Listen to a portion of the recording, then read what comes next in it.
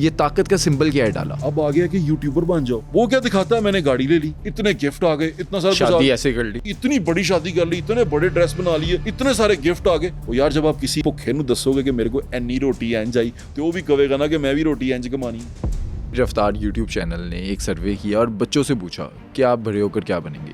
80% बच्चों ने कहा कि हमने डकी बनना है, हमने रजब बनना है। ओए होए बेचारे, वो बच्चों से पूछना था ना, बेटे वो करते क्या हैं, उनका टैलेंट क्या है, आपने कभी ये सोचा? रिसेंटली एक कंट्रोवर्सी बनी, उमर भट्ट और मान डोगर आपस में एक दूसरे को ललकार रहे हैं। यार वो नहीं मैं देखता, वो बड़ी गंदी जुबान उसमें इस्तेमाल होती है। इसी टिकटॉक लाइव के ऊपर ना मान डोगर और उमर भट्ट की जो कंट्रोवर्सी थी, मैंने एक एसपी साहब से बात की। वो कहते हैं ये यूट्यूबर्स खुद को अगर समझते हैं कि ये अबव द लॉ है तो इनमें से कोई भी नहीं है, हम इनको इनकी लिमिट सिखाएंगे। पुलिस क्या इनको सिखाती है, हम तो देखते हैं कि ये पकड़े जाते हैं उसके बाद फौरी तौर पे छूट जाते हैं। इनके जो गैदरिंग्स होती हैं उनमें देखें कितने पुलिस वाले इनके गैदरिंग्स में मिल जाएंगे। आप मेरे दोस्त हैं, बहुत बड़े आदमी हैं, लेकिन उनका बेटा फ़ैन है एक यूट्यूबर का, और मैंने उनको अपने बेटे के लिए उस यूट्यूबर की खातिर बहुत सारी सिफारिशें करते हुए देखा है। पापा करें कुछ, यहाँ पर क्या हो रहा है, यहाँ पर ये हो रहा है, पापा ये देखें मेरे दोस्त के साथ क्या हो रहा है। पापा ने तो करना ही है, फिर पापा पुत्र देखे या पापा कोई और चीज़ देखे।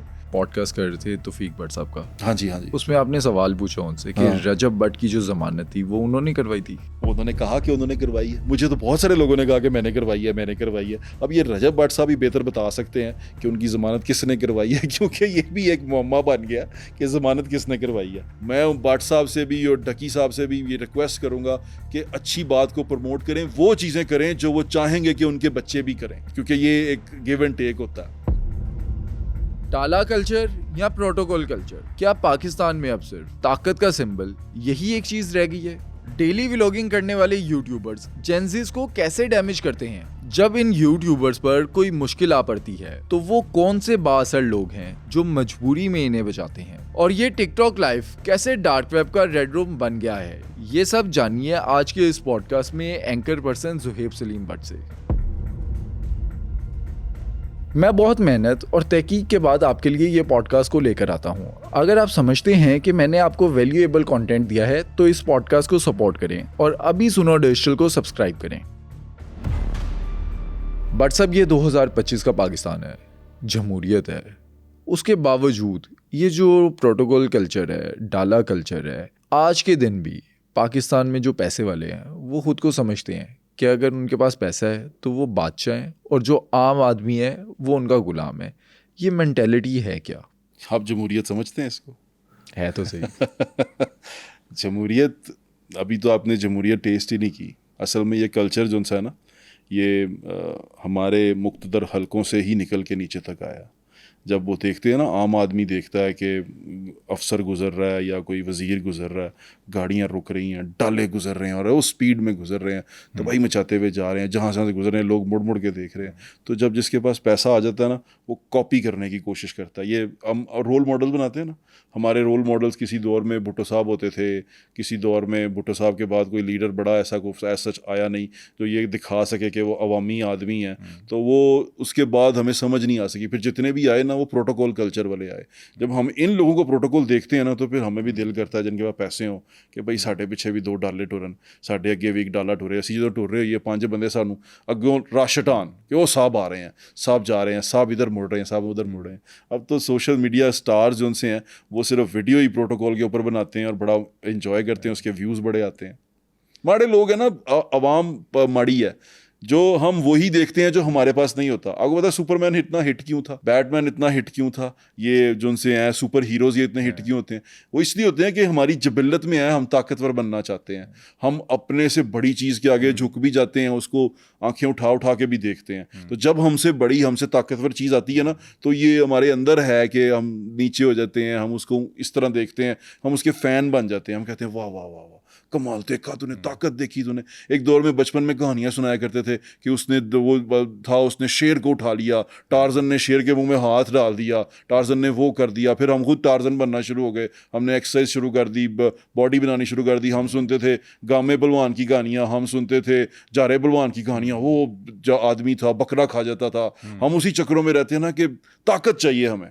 हम ताकत हंगरी, पावर हंगरी लोग हैं, हमें ऐसा लगता है कि ताकत आ जाएगी हम सबको दबा देंगे। तो अपने हमारे अंदर भी एक छोटा सा फिरौन छुपा होता है सबके, वो फिरौन जब कभी इस तरह बाहर आ जाता है, कभी उस तरह बाहर आ जाता है, तो ये कल्चर इस तरह प्रमोट हुआ है। अच्छा, आपने अभी रिसेंटली जो बीजिंग अंडरपास का एक इंसिडेंट हुआ वो देखा? जी बिल्कुल देखा। ये जो लोग हैं जो डाला कल्चर के अंदर होते हैं, जो सड़कों पर चलते हैं, ये क्या खुद को बादशाह और दूसरे को जो है वो कीड़े मकोड़े समझते हैं कि कुचल देंगे? अच्छा, इसकी दो स्टोरीज हैं, दो साइड की स्टोरीज। अब एक साइड की स्टोरी लड़के की साइड से है, जो हमने देखी कि वो डाले वाला उसको मार रहा है, हमने यहाँ से शुरू की ना कहानी।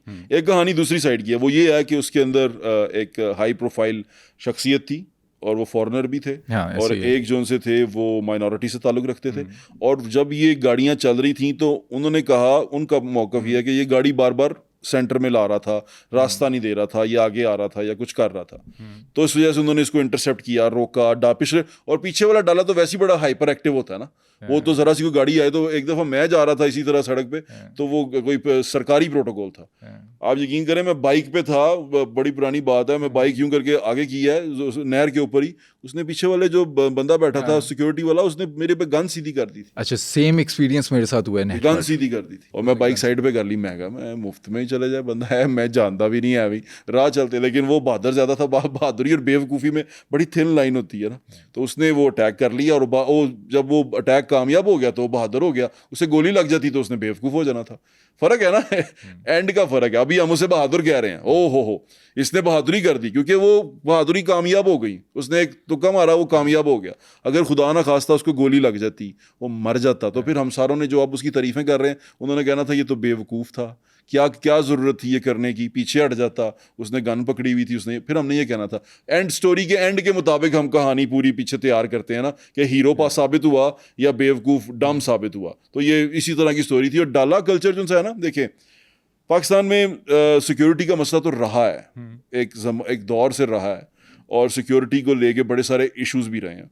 लोग जो प्राइवेट लोग हैं वो अपनी सिक्योरिटी की तरफ जाते हैं, लेकिन जब शहर है ना, एक तो ये चीज़ अब श्योर कर देनी चाहिए कि या तो शहर की सिक्योरिटी ये सिक्योरिटी के लोग संभाल लें, पुलिस संभाल लें, या फिर आम प्राइवेट लोगों को दे देंगे तुम संभाल लो, ठीक है, या तो ये कर दें, या तो इसको पूरी तरह असला फ्री कर दें कि भाई जैसे अभी तो वेपन का शो, वेपन अलाउड नहीं है, इसी तरह अब ये भी प्रूव कर दें कि भाई ये सिक्योरिटी गार्ड भी वेपन लेके फिर नहीं सकते, आपके साथ इस तरह नहीं चल सकते, और इस तरह सिक्योरिटी गार्ड इससे ज़्यादा रखना ये भी जुर्म करार दे दें, ये आप करार दे दें, तो फिर ठीक है ना, और हमारी सिक्योरिटी का जिम्मा आप उठा लें कि भाई हम लोगों की सिक्योरिटी का जिम्मा उठाते हैं। शहर में हम इतना, जिस तरह हमने सेफ सिटी लगाई थी कि शहर में हम जिम्मेदार हैं कि कोई ऐसी चीज़ नहीं होगी, कोई ऐसी हरकत नहीं हो पाएगी, तो फिर ठीक है।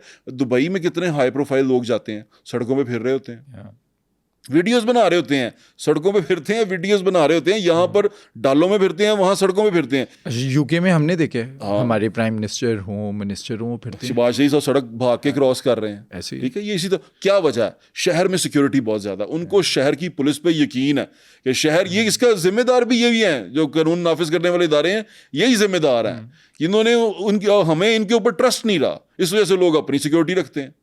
फिर जब अपनी सिक्योरिटी रखते हैं वो शौकी भी मार देते हैं, शौकी दबा के मारते हैं। मैं आजकल एक वो खातून है, कोई टिकटॉक स्टार है, मैं उसका वो स्क्रॉल करते हुए आता है ना, उनका वो आ रहा, वो जा रही है, उनके साथ एक गार्ड होता है, ऐसी है, वो गार्ड ने किसी को धक्का मार रहा है, पीछे कर रहा है किसी को, अब वो हो सकता है वो भी उनके लोग ही हों, उन्होंने एक्ट किया हो, लेकिन उससे एक जो इंप्रेशन जा रहा है वो बड़ा गलत जा रहा है। इंप्रेशन ये जा रहा है कि गार्ड रखो, कोई आपके करीब नहीं आने देगा, हर किसी को हाथ मारेगा, वो प्राइवेट गार्ड है, किसी सामने वाले बंदे ने को बुरा लग गया तो वो उस पर पर्चा करा सकता है, उसकी कंप्लेन कर सकता है, वो गलत है, क्योंकि वो कोई सरकारी मुलाजिम तो है नहीं, या सरकारी पर्सनल तो है नहीं कि वो उस पर इस तरह, बल्कि सरकारी पे भी कर सकते हैं। अगर आपकी इज्जत मजरू हुई है तो आप ये कर सकते हैं कि मुझे मेरी तजलील की गई है। अच्छा, लेकिन यहाँ शाह से ज़्यादा शाह के वफादार, ये वाला हिसाब है शाह से यार भाईजान देखें, वो गार्ड भी बेचारा 10-15 हज़ार 20 हज़ार 25 हज़ार की नौकरी कर रहा है, लेकिन बेवकूफ़ी कर रहा था ना, उसने अगर फायर कर दिया, हाँ लग जाता, कुछ होता। और ये अभी शहर के बीच में हुआ है, अगर किसी और इलाके में होता वो उधर मार देना सी, उधर मार देना था, सीधा मार देना था, मार के फेंक देना था, लोग भाग जाने थे, मामला रफा दफा हो जाना था। तो वीडियो बन गई ना, ऐसी है, तो ये वीडियो नजर आ बड़ी गया। खतरनाक है आजकल, वीडियोस बननी चाहिए ना, इस तरह की चीज़ों की वीडियोस। फिर ये गलत काम क्यों करते हैं यार? आप यकीन करें, हम गाड़ी चला रहे होते हैं ना, अक्सर सीट बेल्ट नहीं लगाते, मुझे पता है हम नहीं लगाते। फिर जब कभी ऐसा हो ना कि आपको पता होगा यार अब वीडियो बन रही है या हमको वीडियो बनाने, सीट बेल्ट लगाओ, एग्जाम्पल सेट करते हैं ना, सीट बेल्ट लगानी चाहिए, सीट बेल्ट बहुत चीज़ है, सीट बेल्ट से आपकी जान बचेगी। आपको कानून की पासदारी करनी चाहिए। और ये जो वीडियो है ना, इसके ऊपर अगर आपने कानून की खिलाफ वर्जी करते हुए आप आगे, तो स्ताहयात आपकी एक एग्जाम्पल सेट हो गई कि ये कानून की खिलाफ वर्जी करता है, ये कानून की पासदारी नहीं करता। तो वीडियो से मेरे ख्याल से एक अच्छी चीज़ भी है, फिर वीडियो का गलत इस्तेमाल भी है, वो जैसे भी हैं वो कर रहे हैं। हम अच्छे बुरे इस्तेमाल हैं, हम मोस्टली बुरे इस्तेमाल की तरफ जाते हैं, उसमें हम इंजॉय करते हैं। ये रोला। अच्छा, आपने इसी इंसिडेंट की एक और स्टोरी देखी, वकील का बयान। जो वकील है उस कंपनी का, सिक्योरिटी कंपनी का, वो कहते हैं कि ये जो बंदा इमरान नामी बंदा था, ये हमारे ओपोनेंट कंपनी उनका प्लांटेड था। इन्होंने पीछे से प्लान किया हुआ था, वीडियोस भी खुद बनाई, ये स्टोरी भी सामने आई है। लेकिन फिर भी जो गार्ड है, जो उसने किया, जो उसका रवैया था, वो गलत था। बिल्कुल गलत था। बात तो रवैये की हो रही है ना, बात तो गोली चलाने की हो रही है। प्लांटेड था, जो भी था वो वहाँ से आया था। देखें, बड़ी अंडरस्टूड सी बात है। एक चीज़ है वो वीडियो ने कैप्चर किया है, उसमें ये है कि गार्ड को SOP है, उसने गोली नहीं चलानी, उसने गोली चलाई। और गोली भी उस सूरत में चलाई कि सामने वाला बंदा निहत्था था, उसके पास कोई वेपन नहीं था, कुछ नहीं था, वो खाली आता, हम सारे देख रहे थे और गोली चल रही थी। गोली चली उसकी, मैंने बोनेट पे वो गाड़ी को लगी हुई भी देखी। तो ये गलत था, ये जिसको जस्टिफाई नहीं कर सकते आप ऐसे ये क्रिमिनल एक्ट है। और इसको जस्टिफाई ऐसे करना, वकील साहब कह रहे हैं कि फ़लाँ ने किया, वहाँ ने किया। मैं, अगर आप मुझसे पूछेंगे मेरी राय, मेरी ज़ाती राय, तो मेरे ख्याल से क्रिमिनल एक्ट था। फायर करना निहत्थे आदमी के ऊपर, वो उसको जस्टिफाई आप ऐसे नहीं कर सकते कि मेरी ओपोनेंट कंपनी है उसका, वो आई डोंट बाय इट। अच्छा, ये जो कंपनीज हैं, इनके जो गार्ड्स हैं, उनके आपने यूनिफॉर्म देखे हैं? Commando uniform. जी, कमांडो। ये लोगों को डराने के लिए रखे हुए हैं। कमांडो यार, वो भी देखिए ना, बेचारे लड़के हैं वो। मैं कईयों को जानता हूँ जो बाउंसर बन जाते हैं, जो इस तरह सिक्योरिटी कंपनी में है, बॉडी बिल्डिंग क्लबों से ले लेते हैं। बेचारे क्या करें, वो नौकरियां तो करनी है कहीं ना कहीं। वो थोड़े थोड़े पैसों पे, 40-50 हज़ार पे, 40 ज़्यादा बता रहा हूँ मैं, ये वो गार्ड होते हैं जो पर्सनल गार्ड होते हैं। ये बेचारे तो 20-20 हज़ार, 18-18, 20-20 हज़ार पे जाते हैं। एक दिन जाते हैं, 2 दिन की ड्यूटी होती है, 3 दिन की ड्यूटी होती है, क्योंकि ये रेंट पे मिलते हैं ना, डालों के साथ ही आते हैं, कंपनी से मिल जाते हैं। आपको इतनी देर के लिए चाहिए, इतनी देर के लिए चाहिए, इतनी देर के लिए। तो ये बेचारे अपनी नौकरी कर रहे होते हैं। अब वो उसके अंदर वही वाली बात आ गई कि वो उसमें जब वर्दी पहन लेते हैं, वो सच्ची मुच्ची खुद को SSG समझना शुरू कर देते हैं, या समझना शुरू कर देते हैं हम सच्ची मुच्ची के कमांडो हैं। ऐसा कुछ नहीं है। ये बेचारे हमारी तरह के ही लोग हैं, तो शौकी में आ जाते हैं, गन पकड़ के, इस तरह की चीज़ें हो जाती हैं। और जब अगले साहब जो है वो हल्की सी उसको शाबाश देता है, हाथ फेरता है, तो वो समझता है कि मैं वाकई कमांडो बन गया। तो वो कमांडो बन के इस तरह की हरकतें करते हैं। हालांकि ऐसे होना नहीं चाहिए। देखिए, आप कोई तोरा बोरा में तो नहीं फिर रहे ना, लाहौर शहर में फिर रहे हैं। अभी मैं लाहौर शहर की बात कर रहा हूँ, यहाँ जो डाला डुले लेके फिरते हैं, लाहौर शहर में फिर रहे हैं। कोई आप जंगलों में तो नहीं फिर रहे, कहीं कच्चे के इलाके में तो नहीं है ना, जो इस तरह गन्ने लेके आप आगे पीछे हो रहे हैं। या तो ना कोई आप ऑपरेशन करने गए हैं तो गन्ने आपने पकड़ी हुई हैं, किसी कच्चे के इलाके में उतने गन्ने पकड़। शहर के अंदर है यार, यहाँ तो खौफ हिरास फैलता है, बच्चे डरते हैं। आपको पता है, जो बच्चे अब अच्छे जो स्कूलों में पढ़ते हैं, अच्छी हमसे अच्छी तालीम ले रहे हैं, वो उनको जब वो गन देखते हैं तो पूछते हैं कि ये गन क्यों पकड़ी हुई है इसने, ये गन वाला क्यों, हरास होते हैं। तो बच्चों पे बड़ा गलत इंप्रेशन जाता है इस चीज़ का। तो मेरे ख्याल से ये बड़ा शदीद गलत है और इसको रोका जाना चाहिए। जो पुलिस वाले इसके ऊपर एक्शन लेते हैं, उनको इसकी कानून साजी करनी चाहिए, इसकी भी कानून साजी होनी चाहिए, ये लाजमी है। पाकिस्तान के अंदर तकरीबन 20,000 ज़्यादा से ज़्यादा उनकी दुश्मनदारियाँ होंगी, लेकिन जो डाले गार्ड्स, ये जो पूरा प्रोटोकॉल कल्चर है, वो 20 लाख के करीब लोग होंगे। तो ये शौकिया और इसको जो ग्लैमराइज किया जाता है, ये कौन जिम्मेदार है इसका? यार, ये ग्लैमराइज तो हो गया ना। अब जब पंजाबी गाने चलते हैं ना, सिद्धू के और ओजले के, वो जो कहता है कि मैं झुकांगा नहीं, वो एक तो फिल्म भी है ना, झुकेगा नहीं साला, तो तो वो फिल्में ही होती हैं। हमारे शहर में ना कोई इस तरह ब्लफ मारता था, मैं कहता बड़ी बड़ी फिल्म है तू, है ना। तो फिल्में ही होती हैं, फिल्मों का रियलिटी से कोई ताल्लुक नहीं होता। सुपरमैन फिल्म में ही उड़ता है। अगर आप लाल कपड़ा बांध के छत से छलांग लगा देंगे, आप उड़ेंगे नहीं, ना ही आप सुपरमैन बन सकते हैं। टांग तुड़वाएंगे। तो ये मेरी दोस्तों से गुजारिश है जो ये सारा कुछ देख रहे हैं, कि ये फिल्मों में अच्छा लगता है, विलन अच्छा लगता है, गाड़ियाँ डाले 50 गाड़ियाँ आ रही हैं, विलन के साथ आ रही हैं, डाले आने, फिल्म में अच्छा लगता है। रियलिटी में ये बदतमीज़ी है, ये बुरा लगता है। ये सोसाइटी इसको, अब सोसाइटी आके इसको एक्सेप्ट नहीं करती। लेकिन प्रॉब्लम ये हो गई है, सोसाइटी के जो रोल मॉडल है ना, जैसे कि जो हमारे सोशल मीडिया स्टार हैं या इस तरह के लोग हैं, इन्होंने इसको प्रमोट करना शुरू कर दिया खुद से। अब जब ये लोग प्रमोट करते हैं, तभी तो कहता हूँ रोल मॉडल बड़ी अहम चीज़ होती है। रोल मॉडल जब ये इस तरह की स्टूपिड हरकतें करेगा ना, स्टूपिड कहता हूँ इसको, स्टूपिड और इडियोटिक हरकतें करेगा ना, तो वो फिर जो बच्चे हैं वो इससे असर रहते हैं। उनको लगता है कि यही चीज़ है जो हमें भी मशहूर कर सकती है, हम भी ये चीज़ करके सुपरमैन बन सकते हैं, हम भी ये चीज़ करके लोगों की नज़रों में आ सकते हैं। तो जब लोग ऐसे सोचना शुरू कर देते हैं तो फिर इस तरह की चीज़ें प्रमोट होती हैं। इसलिए कहते हैं रोल मॉडल चुनने में बड़ा एहतियात करें और उन लोगों को रोल मॉडल बनाएं जो आपको पता हो कि अच्छे लोग हैं और सोसाइटी के लिए बेहतर है।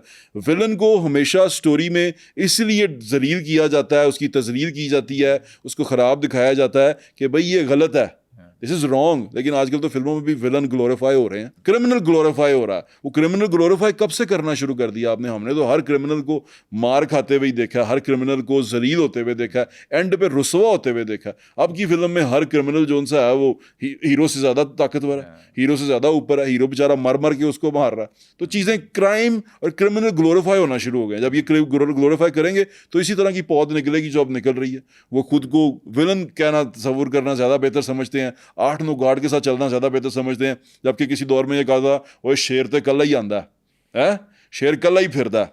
तो कल्ला फिरने ਨੂੰ अब कल्ले फिरना ट्रेंड ही नहीं रहा, 8-9 गार्डां ਦੇ ਨਾਲ फिरना ट्रेंड हो गया। ਉਹ ਮਾੜਾ ਜਿਹਾ ਇੱਕ ਬੰਦਾ ਹੁੰਦਾ ਹੈ ਟਿੱਡੂ ਜਿਹਾ, ਉਹ ਜਾ ਰਿਹਾ ਹੁੰਦਾ है, ਉਹਦੇ ਪਿੱਛੇ 8-9 गार्ड ਹੁੰਦੇ ਨੇ, और नसारों में किसी दौर में पहलवान जाता था।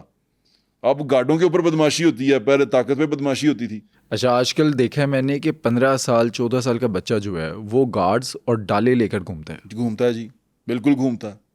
और मैंने खुद अपनी आंखों से देखा। एक तो गाड़ी मैंने देखी, मैं हैरान हो गया। मेरा दोस्त, हम जा रहे हैं, हम तो अपनी गाड़ी में, छोटी गाड़ी में निकल रहे, मैंने देखा एक आगे से गाड़ी आ रही है। हमें गाड़ियाँ पसंद हैं, देख शौक, मैंने कहा यार ये गाड़ी तो i7 है। वो चूँ करके गाड़ी करीब आई तो मैं कहूँ इसमें तो बच्चा बैठा हुआ, छोटा बच्चा था डिफेंस में। उसके पीछे उसके गार्ड रेंज रोवर में बैठे हुए थे, उसके गार्ड रेंज रोवर में बैठे थे। सड़क के ऊपर कोई 25-30 करोड़ रुपया फिर रहा है और ऐसे बच्चे लेके फिर रहे हैं। कितना पैसा है मतलब? अच्छा, पैसा तो एक अलग चीज़ है। मिसाल के तौर पे आगे उस बच्चे के सामने कोई बंदा आ जाए तो उसके साथ बदतमीजी हो जाए, बाबू पैसा है, ਉਹਦੇ ਪਿਓ को पैसा ही बड़ा, वो बदतमीजी वो मार देगा, प्यो पैसा दे के बचा लेगा। ये रोला कराची में आपने देखा, शाहजेब कत्ल केस, शाहरुख जोतोई, सेम केस था ये।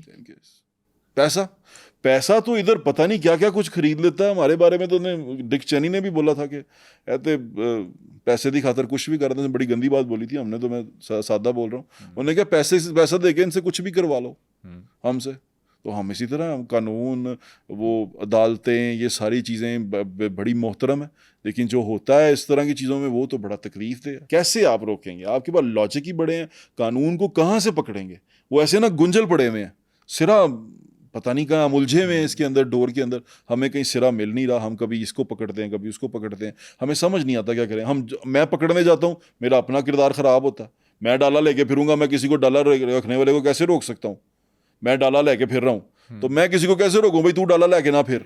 अच्छा, आप चलाते रहे हैं डाला? वो जाती चलाता रहा हूँ ना, अपनी गाड़ी चलाता रहा हूँ मैं, गार्ड लेके थोड़ी ना फिरता रहा हूँ, कल्ला फिरता रहा हूँ, अकेला फिरता हूँ। मैं आज भी अकेला रहता हूँ। मेरे साथ मेरा एक भाई होता है, मेरा प्रोड्यूसर है, ज़्यादा से ज़्यादा 2 दोस्त होते होंगे, दोस्तों के साथ फिरता हूँ, गार्डों के साथ नहीं फिरता। हाँ, लेकिन डाला चलाता रहा हूँ, अच्छा लगता है मुझे। आपको अच्छा लगता है, बड़ी अच्छी बात है, आप इंजॉय करते हैं। मुझे डाला चलाना पसंद है। ऑफ रोड है ना, आपको गाड़ी चलाना मज़ा आता है। और ऊपर से जिस तरह हमारी सड़कें पहले थी, अब तो मैं सेडान ही चलाता हूँ, गाड़ी चलाता हूँ।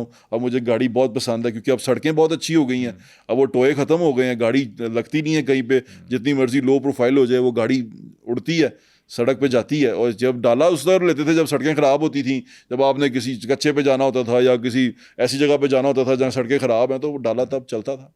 अच्छा, डाला जब आप चलाते थे, ड्राइविंग सीट पे बैठ के वो कौन सा लेंस लग जाता है जिसकी वजह से आपको लगता है कि यार अब जहाँ से गुजरूंगा कोई देखेगा, सड़क पे रास्ता मिल जाएगा, आसपास के लोग डरेंगे? ये ताकत का सिंबल क्या है डाला? देखें भाई, मुझे तो इतना पता कि मैं मिट्टी से बना हूँ और मैंने मरना है और मिट्टी के नीचे जाना है। तो बाकी क्या फिर है? हिसाब बड़ा सख्त है। ये तो अपनी अपनी बात है। मेरे को पता है भाई कि मेरा हिसाब, मैं इतना वीक इंसान हूँ कि मैं ज़रा सा मच्छर बर्दाश्त नहीं कर सकता, और मुझे इतनी बड़ी बीमारी दे सकता है कि मैं मर सकता हूँ उससे। मैं ज़रा सा वायरस बर्दाश्त नहीं कर सकता, मैं इतना कमज़ोर हूँ कि वो वायरस मुझे बिस्तर पे डाल सकता है।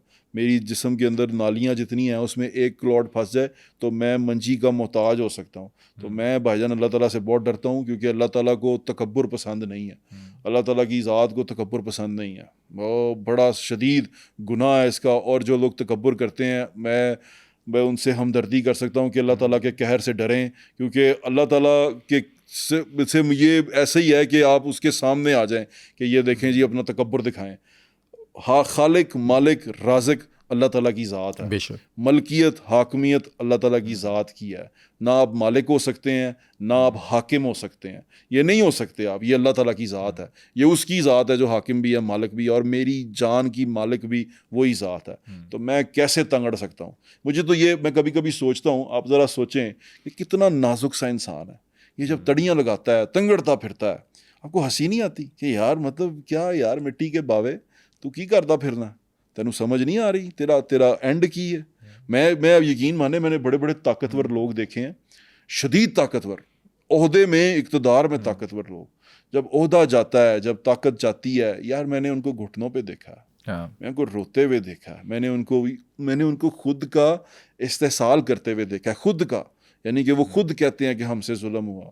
तो ये उस वक़्त का जुल्म का इकरार करना किसी काम का नहीं है।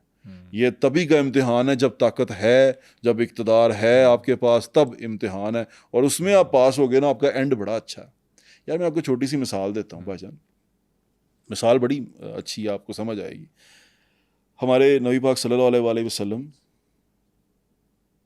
कायनात के सबसे ताकतवर आदमी हैं, सबसे ताकतवर। बिल्कुल। उनकी इज्जत व नामूस पे मैं, मेरे माँ बाप, मेरे बच्चे, मेरा जान माल सब कुर्बान। ऐसे ही है, हम में से कितने लोग हैं उनके लिए जान कुर्बान करें। उनकी सीरत क्या है, उनका तरीक क्या था, ज़िंदगी कैसे गुजारी, इतने ताकतवर आदमी ने, इतने बड़े आदमी ने, अल्लाह ताला के महबूब ने ज़िंदगी कैसे गुजारी। सिर्फ इतनी सी बात आप सोचें ज़रा कि उनसे ज़्यादा ताकतवर तो नहीं हो सकते, नहीं था कोई, उनसे ज़्यादा बेहतरीन तो नहीं हो सकता ना कोई इंसान, उनसे ज़्यादा आला मकाम का नहीं हो सकता, उनकी जूतियों की खाक के बराबर भी नहीं हो सकता। उन्होंने ज़िंदगी कैसे गुजारी, कैसे गुजारी ज़िंदगी, क्या क्या था वो यार भाईजान। वो पत्थर बांध लेते थे पेट पे, वो गरीबी में रहना पसंद करते थे, वो जमा नहीं करते थे। अब हम उस नबी की उम्मत हैं, और उस नबी की उम्मत फ़िरौन के तरीक़ पे चले, फ़िरौन की तरह हरकतें करे, तो कितनी बुरी बात है। नाम आपका होता है मोहम्मद साले, नाम आपका होता है मोहम्मद अकरम असलम, जो भी मुसलमान का नाम, और आगे जो काम कर रहे होते हैं वो फ़िरौन वाले कर रहे होते हैं। बिल्कुल, यही तज़लील हो जाती है, यही हमारी शख्सियत की तज़लील हो जाती है कि यार ये क्या कर रहे हो तुम। मैं जिस नबी की उम्मत हूँ, जो मेरे लिए खुश नसीबी है, इस नबी की उम्मत में से मैं हूँ, उसमें तो ये है ही नहीं। वो तो रहमतुल आलमीन है, वो तो जहाँ से गुजरते थे लोगों के लिए बेहतरी करते थे, वो जहाँ से गुजर जाते थे लोग कहते थे कि सरकार यहाँ से गुजरें। तो ये हम जब उस नबी की उम्मत में से हैं, हम ऐसा क्यों करते हैं? ये मेरा कहने का मकसद ये था कि ये जो हम करते हैं ना, जो हम अपना तरीक़ अपनाते हैं, ये गलत अपनाते हैं। तरीक़ उसका अपनाएं जो हमारे लिए मशअले राह हैं। दूसरी मैं आपको बात बताता हूँ, अभी मौलाना साहब थे, मैं मौलाना साहब का नाम नहीं दूंगा, वो बयान कर रहे थे ये गाड़ियों के ऊपर ना, गाड़ियाँ में हम फिरते हैं, गाड़ियों में हम फिरते हैं। तो वो किसी सहाबी, बड़े अच्छे सहाबी का रेफरेंस दे रहे थे कि वो सहाबी जिनसे थे रज़ियल्लाहु अन्हु, उन्होंने वो भी जब वो फौत हुए तो उनके पास 10,000 ऊँट निकले, इतनी ज़रा बकरियाँ निकली, इतनी ज़्यादा चीज़ें निकली। हमारे पास तो कागज़ है, तो ये अच्छी बात है, पैसा आना बड़ी अच्छी बात है। मुझे सुन्नत पे अमल करने का हुक्म तो सरकार की है ना, सरकार के पास से क्या निकला? मैं तो सुन्नत उनकी अपनाऊंगा ना, मैं सहाबी की सुन्नत पे तो नहीं जा रहा ना, मैं तो आका दो जहां की सुन्नत पे जा रहा हूँ ना, मोहम्मद मुस्तफ़ा सल्लल्लाहु अलैहि वसल्लम की सुन्नत पे जा रहा हूँ। उनके पास क्या निकला? आप हमें दर्स तो देते हैं, उनकी सुन्नत का बताते हैं, खुद आप सहाबी की सुन्नत पे जा रहे हैं कि उनके पास भी था, उनके आप जस्टिफाई कर रहे हैं ना। क्यों जस्टिफाई कर रहे हैं आप? मैं सिर्फ इतनी सी बात पूछना चाहता हूँ। आप तो आका करीम सल्लल्लाहु अलैहि वसल्लम की सीरत को अपनाएं ना, हमें उन्हीं को अपनाना चाहिए। हमारे लिए मशअले राह वो हैं, हम जब भी सोचते हैं हम उन्हीं की ज़िंदगी को सोचते हैं, हम उन्हीं की तरफ देखते हैं। तो जब हमारी रोशनी वो है, तो वो रोशनी तो कुछ और है, वो रोशनी तो ठंडी है, वो रोशनी तो मीठी है, उस रोशनी में तो इज्ज़ और इनकसारी है, उसके अंदर तो दूसरों के लिए मोहब्बत है, उसके अंदर तो बड़ी गाड़ी नहीं है, बेशक, उसके अंदर तो बड़ी सवारी नहीं है। अच्छा, अभी हम भी जो बात कर रहे हैं ना, वो डाला रखने पे बात नहीं कर रहे, डाला रखकर जो एटीट्यूड चेंज होता है, ऐसा ही है। उस एटीट्यूड की वजह से जो मसाइल पैदा होते हैं सोसाइटी पे, वो इशू है हमारा। भाईजान मैंने तो आपको इतनी बड़ी बात बता दी, इसमें पंजाबी का एक शेर बता देता हूँ आपको। वो कहता है, दुनिया च रख फकीरा हो जा बैन खलोन, तू होवें ते हसन लोकी, तू टुर जावें ते रोन। तो ये मेरा तरीक यही है। इकबाल का भी शेर है ना कि मेरा तरीक अमीरी नहीं फ़कीरी है, खुद ही ना बेच, गरीबी में नाम पैदा कर।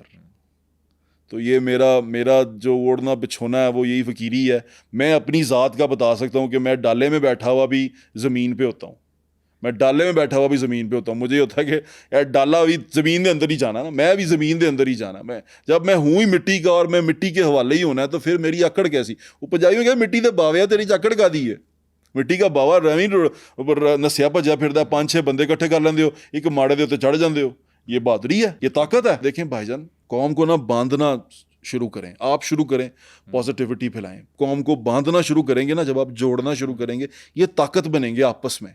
अभी हम इतने फटे हुए हैं, मतलब जो जिसके साथ है वो उसका ही है। मतलब उन्हें कहना कि ए मेरा बरादरी है, ए गुजर ने, ए गुजर लहदा कर दिओ, ए बट ने ए लहदा कर दिओ, ए जट ने ए लहदा कर दिओ। ते जटां नूं तू नहीं देखना, जटां देखिया तेरी ऐसी दी तैसी, और बटां तू नहीं।